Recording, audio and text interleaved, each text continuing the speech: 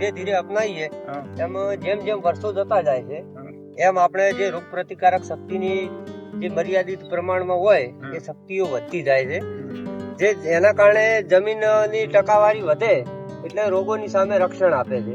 જે આપણે જીવિત બેક્ટેરિયા જાણે કે અળસિયું છે, બેક્ટેરિયા છે, ઊંધે છે, જે અમુક બેક્ટેરિયા જે આપણને નુકસાન કરતા હોય ને એનો ખોરાક લઈ લે છે અને આપણી જમીન એની સામે ટકાઉ બને છે.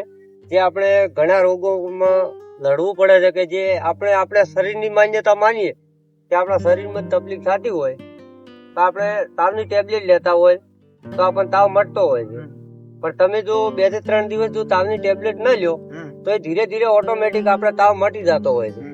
કારણ કે જો આપણા શરીરની અંદર રોગ પ્રતિકારક શક્તિ વધારે હોય તો આપણને ફાયદો વતાડે છે કે 2 થી 3 દિવસ પછી તાવ જતો રહે છે. એ રીતે જમીનની અંદર પણ ધીરે ધીરે આ વસ્તુનું આ રીતે થાય છે કે જે મેં 2017 પછી જે આ ખેતી ચાલુ કરી મને પણ અમુક સમસ્યાઓ આવી, મગફળી ઉતરી જતી, બટાકામાં સુકારો આવતો, ઘણી સમસ્યાઓ મને સામનો કર્યો છે મેં. પણ ધીરે ધીરે હવે એવું લાગ્યું છે કે ભેજ સંગ્રહ શક્તિ એની મર્યાદિત રહે છે, પાણી ઓછું જોવે છે અને એ રીતે મને ઘણા ફાયદા થાય છે.